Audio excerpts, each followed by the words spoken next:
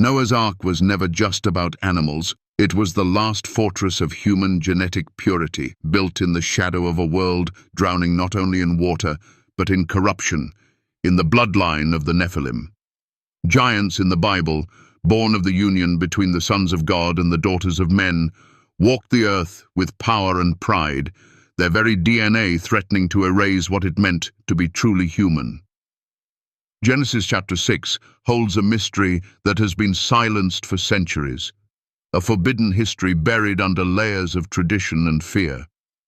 But if the flood was meant to wipe them away, why do we see their shadows stretching across time, hidden in the megalithic stones of Baalbek, whispered in the Book of Enoch, encoded in global flood myths from Egypt to the Hopi, from the Sumerians to the Hindus? Why does Smithsonian controversy linger like an unsolved crime, its giant skeletons erased from the public eye? This is not ancient folklore. This is the untold truth about Nephilim after the flood, about underground cities carved with impossible precision, about hybrid humans and genetic manipulation that mirrors our modern CRISPR experiments and transhumanist dreams. In this journey, we will pierce through centuries of concealment to uncover why these giants were the most dangerous threat to humanity, and why the days of Noah prophecy is not history, but a warning for our generation. By the end, you will see how fallen angels, megalithic structures, and the real purpose of Noah's Ark connect to a coming wave of genetic corruption and spiritual deception that could redefine humanity again.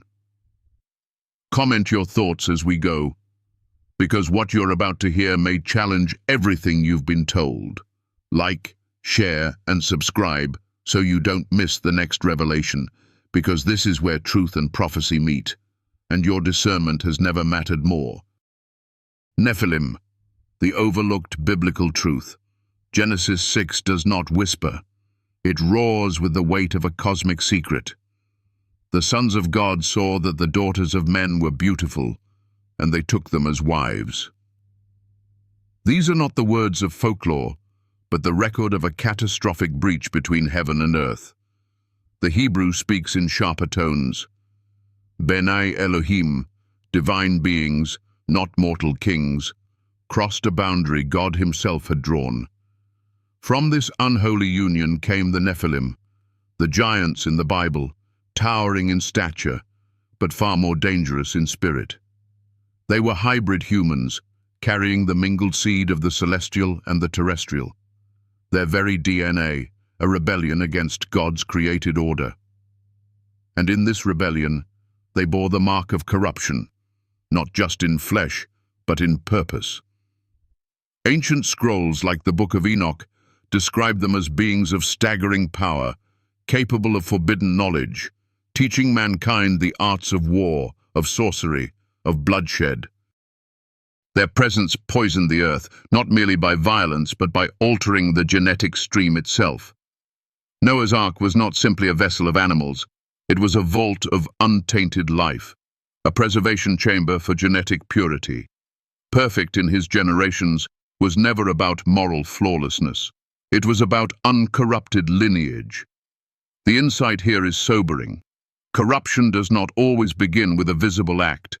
It often starts invisibly, deep within the code of life, and spreads until all is changed.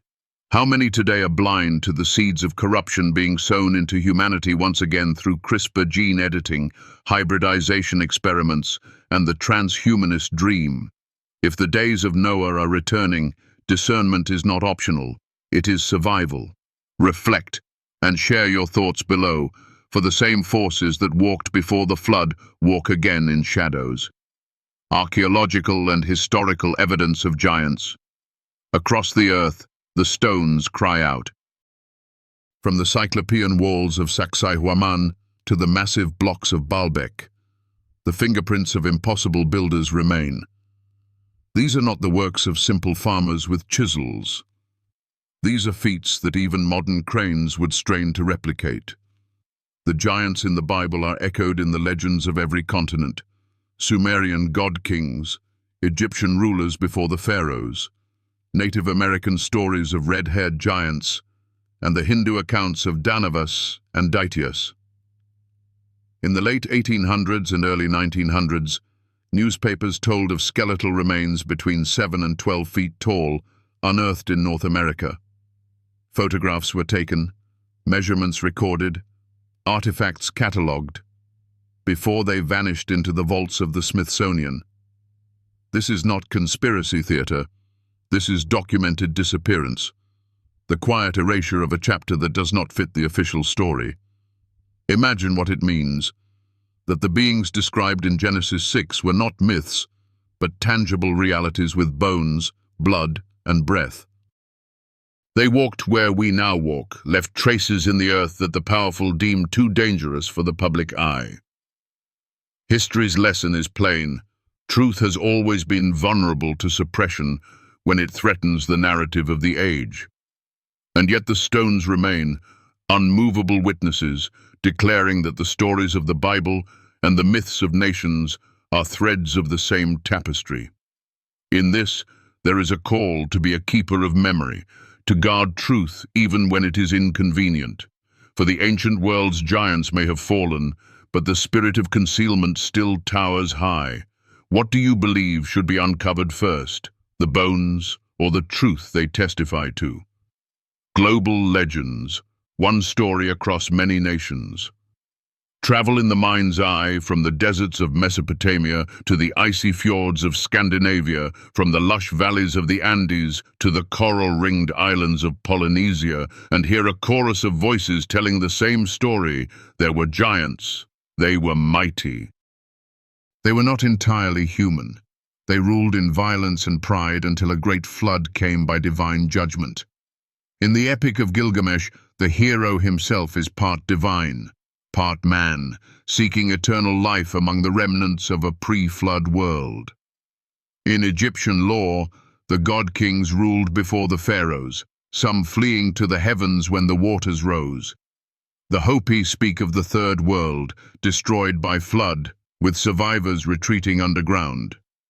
In Ireland, the Fomorians, a race of giants, came over the sea, battled the Tuatha De Danann, and were finally broken, but not erased, from history. The Hindu Mahabharata tells of cosmic wars and flying crafts, vimanas used to flee destruction. These tales, oceans apart, bear uncanny unity, divine human hybrids, moral corruption, catastrophic cleansing, and the preservation of a chosen remnant. Even the details, underground refugees, advanced technology, underwater sanctuaries, align too closely to be chance. This is not cultural coincidence. It is collective memory of an event so shattering that its echo remains in every people. And here is the lesson. Truth, when it is too vast for one tongue to carry, will find its way into many. The flood myths are not just old campfire tales. They are the fractured mirrors of a single reality. When pieced together, they show us not only what was, but what will be again. If every nation remembers, why do so many choose to forget? Perhaps the forgetting is not natural, but taught, the product of long centuries of erasure. And so the call is this: remember. Speak of what has been. For as Scripture says, as it was in the days of Noah, so shall it be at the coming of the Son of Man. The patterns of the past are not relics. They are prophecies in plain sight, waiting for eyes willing to see. Would you like me to now continue writing number 5 onward in the same style so that the entire body flows with this energy and imagery? The Nephilim Paradox. Why they appeared after the flood. The flood was supposed to be the great eraser, the divine reset, a cleansing that wiped away every trace of corruption. The waters covered the highest mountains, the breath of life perished, and the ark came to rest in a world made new. And yet, in the pages of Numbers 13:33, we hear a shocking report. We saw the Nephilim there. We seemed like grasshoppers in our own eyes. How can this be? If Noah's Ark preserved only pure human genetics, how did the giants return? The paradox stands like a riddle carved in stone. Perhaps the flood was not global in the way we imagine, but targeted, eradicating the regions where genetic corruption had reached its peak, while distant lands sheltered the remnants. Or perhaps the corruption ran deeper, carried silently in recessive genes within human bloodlines, waiting patiently, hidden for generations, until the right conditions brought it forth again. Science today affirms what Scripture hinted long ago, that genetic traits can sleep for centuries before awakening. We see it in rare diseases, resurfacing after being absent for hundreds of years. We see it in dormant features, reappearing in descendants without warning. Imagine this principle magnified by supernatural origins. And what if some Nephilim, equipped with lifespans stretching into millennia, survived in hidden places, mountain peaks untouched by the flood, underground strongholds, or undersea refuges? The lesson here is profound. Evil does not always vanish under judgment. Sometimes it retreats, regroups, and returns when vigilance fades. The days of Noah prophecy reminds us that history is not linear, it is cyclical. If giants walked again after the flood, what keeps their shadow from returning now? Your voice matters in this conversation. Share your insight below, for we are living in a time when old patterns stir again. The survival strategies of the Nephilim, technology beyond time. Long before the rusted steel of modern submarines or the reinforced concrete of underground bunkers, there were places of refuge that defied the limits of ancient man. Imagine walking into a subterranean city, its ceilings soaring higher than cathedral vaults, air flowing fresh through channels carved with impossible precision, water drawn from deep aquifers, storerooms stocked to last for generations. Derinkuyu in Turkey is but a whisper of what once existed, multi-level labyrinths capable of sheltering entire populations from catastrophe. Now picture this on a scale fit for giants in the Bible, beings whose hands could set megaliths in place as easily as a child arranges stones. Across cultures, the patterns align. The Hopi speak of descending into the third world beneath the earth. The Irish tell of the Sidhe living in hollow hills. Hindu texts describe Patala, a network of underworld realms with technology so advanced it reads like science fiction. And there is the sea, the most mysterious refuge of all. Legends from the Celtic Labber, Gabbala speak of vessels that traveled beneath the waters. Chinese chronicles tell of dragon palaces under the waves. Hindu epics describe underwater cities with controlled atmospheres and food production systems. In the Bible storytelling Ark, these were not simply myths. They were survival strategies, crafted by beings determined to outlast divine judgment. Today, as our own age builds underground cities and deep-sea research bases, we must ask, are we walking the same path they walked? Technology itself is not evil, but when guided by rebellion against God's order, it becomes a tool of defiance. The survival of the Nephilim was not by accident. It was the fruit of foresight, advanced knowledge, and relentless will. There is a warning here. What survives judgment is what has been deliberately prepared. And preparation is happening again in shadows. Modern evidence, the unbroken thread of their existence. The thread has never been cut. It only weaves itself through the fabric of time, emerging when least expected. In 1992, the discovery of the Longyu Caves in China revealed one of the largest ancient underground excavations on Earth, with chambers so vast and precise they could house thousands.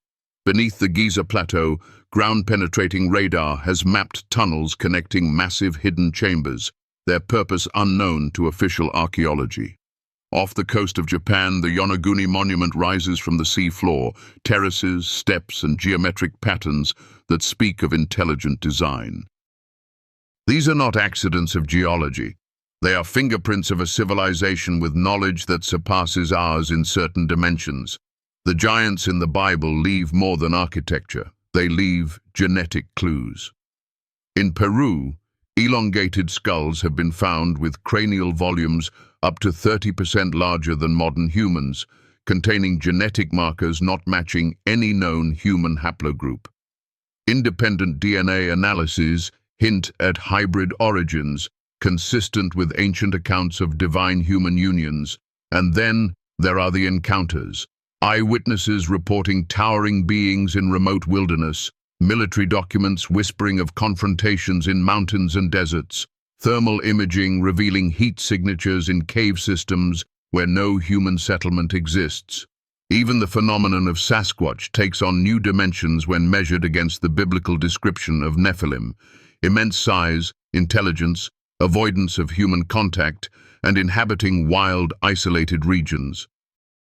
The continuity is chilling yet clarifying.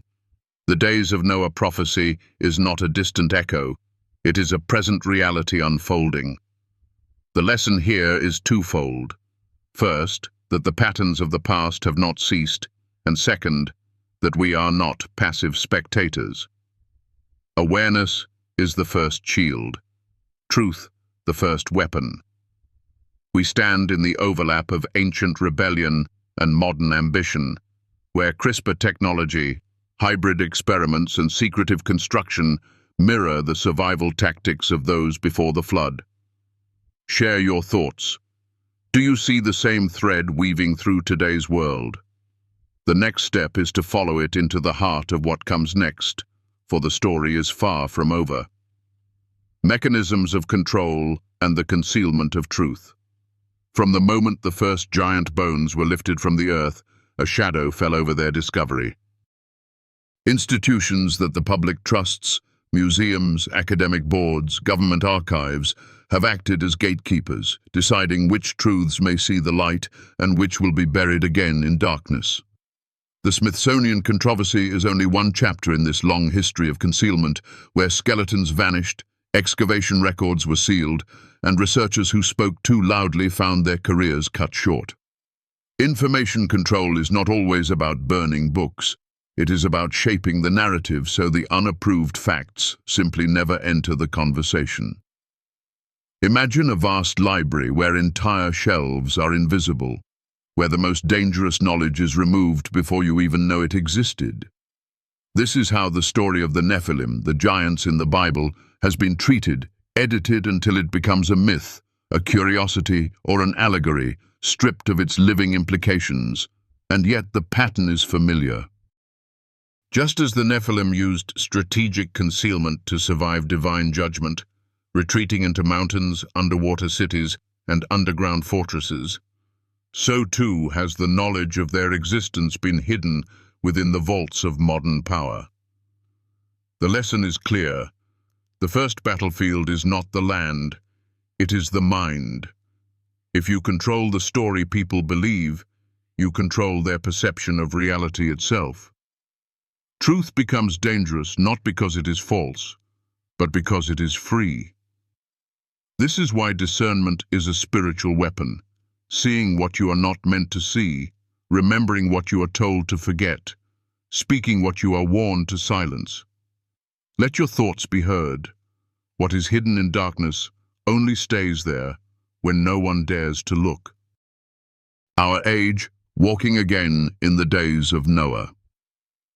The words of Jesus in Matthew 24:37 strike like a bell across centuries. As it was in the days of Noah, so it will be at the coming of the Son of Man. Look closely at our world, and you will see those ancient conditions taking shape again. Before the flood, the earth was filled with genetic corruption, the Nephilim born of fallen angels and human women, altering the very blueprint of creation. Today, laboratories edit the human genome with CRISPR, crossing the line between species, blending human DNA with animals, designing children as if they were products. Before the flood, advanced technology existed. Megalithic structures, underground fortresses, flying craft described in ancient epics. Today, subterranean megacities, deep-sea bases, and aerospace programs operate beyond public knowledge. Before the flood, the human imagination was bent toward rebellion, reimagining itself apart from God. Today, the transhumanist movement promises an evolution beyond humanity, merging flesh with machine, consciousness with code. The parallels are not symbolic. They are literal patterns repeating with new tools and greater reach. The prophetic weight of these days is heavy. We are not drifting into them accidentally. Just as Noah's generation could not see the storm until it was upon them, so too this age dances in the shadow of judgment, believing it is only building a brighter future. The truth is both sobering and healing. In every age, God preserves a remnant, those who keep their hearts and their lineage aligned with His order. The call is not to fear the return of the days of Noah, but to be found faithful within them. Share your discernment. Where do you see these patterns unfolding around you? Theological consequences and end-time warnings. To acknowledge the survival of the Nephilim after the flood is to confront a challenging truth. Divine judgment is not always the final word in history. It is the beginning of a longer, deeper plan. God's justice is precise, but His patience is vast. He allows rebellion to run its course, to grow to its fullest form, so that its defeat will be absolute and unquestionable. This is why, in the days before His return, the same spiritual and genetic corruption will re-emerge, not because God failed, but because His victory will be complete. In biblical theology, the flood was not just a moral cleansing, it was a genetic preservation act, ensuring that the Messiah's lineage would remain untainted. If the Nephilim had succeeded in corrupting all flesh, there would have been no pure human line for Christ to enter. This is why their reappearance in the end times carries such gravity. It is another attempt to prevent the fulfillment of God's promises by corrupting what it means to be human. Yet the outcome is certain. Every power that sets itself against the Most High will fall. The giants of old could not escape His judgment forever, and neither will the powers rising in our age. The lesson for us is to see beyond the physical battles into the spiritual war that shapes them. Faith is not a passive belief. It is active alignment with God's will, resisting corruption in every form. The prophetic warning is also a prophetic comfort. The God who preserved Noah is the same God who will preserve His people again. Stand firm, for the storm and the salvation are coming together. Practical lessons and the call to act knowledge. Without action is a seed that never takes root. To understand the survival of the Nephilim, the giants in the Bible, the genetic manipulation of Genesis 6, and the prophetic weight of the days of Noah, is to be entrusted with responsibility. First, cultivate discernment. Train your eyes and ears to recognize the patterns of deception, from the stories media tells to the agendas hidden in technological breakthroughs. Second, guard your lineage. Protect your family from influences that warp identity, truth, and the definition of what it means to be human. This includes what you consume with your mind, not just your body. Third, build community. Just as Noah's family entered the Ark together, isolation in the days ahead will be dangerous. A network of like-minded believers becomes both a refuge and a watchtower. Fourth, speak the truth. Control of information thrives on silence, but light destroys secrecy. Share knowledge, challenge narratives, and be willing to ask the questions others fear to voice. Finally, remember that preparation is not merely physical, it is spiritual. In the days of Noah, those who survived were not the strongest, but the most aligned with God's purpose. Let your faith be living, your hope unshakable, and your courage contagious. In this way, you become not only a witness to prophecy, but a participant in its fulfillment. What will you choose to do with what you now know? The Ark is no longer a vessel of gopher wood. It is a spiritual position, a life aligned with the Creator in a world rushing toward the flood. Step into it now, for the waters are already rising in the hearts and minds of this generation. The story of Noah's Ark is not simply a tale of rain and rescue. It is the blueprint of divine preservation in the midst of overwhelming corruption. the eternal testimony that light can still pierce the deepest darkness. When the giants in the Bible, the Nephilim born of rebellion, sought to rewrite the very code of humanity, God answered with both judgment and mercy. The ark rose on the floodwaters like a heartbeat of hope above the drowning world, carrying forward the unbroken thread of God's promise. Today, as the days of Noah prophecy unfolds in real time through genetic manipulation, hidden technologies, underground cities, and the relentless march of transhumanism, we are again standing at the threshold of a great separation. The same patterns that preceded the flood have returned, cloaked in modern science and culture, yet carrying the same ancient defiance. We are the generation that must decide whether to drift with the current or step into the ark of obedience, discernment, and covenant alignment with the Creator. Look around at the signs: CRISPR, altering the human genome; artificial intelligence promising godlike capabilities; megalithic structures of the past mirrored in our underground and undersea facilities; whispers of giants still walking hidden places. The parallels are not coincidence. They are prophecy breathing before our eyes. Just as Noah's family prepared in faith for a storm the world mocked, we too are called to prepare, not with fear, but with clarity, courage, and steadfastness. This is not about stockpiling for survival. It is about anchoring your heart in unshakable truth so that no deception, no matter how dazzling, can pull you away. In a time when information is controlled, history rewritten, and the very definition of humanity reimagined, to stand in truth is an act of holy resistance. Every decision now shapes the story that will be told about us. Will we be remembered as those who ignored the warnings, scoffing until the doors of the ark closed? Or will we be counted among those who built their lives in alignment with God's order, refusing to bow to the idols of human pride and corrupted progress? The giants may walk unseen, their influence embedded in the systems and structures of our age, but so does the Spirit of God, calling His people to rise above the waters once more. And here is the healing truth. Your life, surrendered to Him, becomes an ark not just for yourself, but for those you influence. Every word of encouragement, every act of integrity, every choice to honor truth over convenience is a plank in that ark, a sanctuary for the generations yet to come. If you have felt the weight of this message, if these threads of history and prophecy have stirred something deep in your spirit, know that this is not by chance.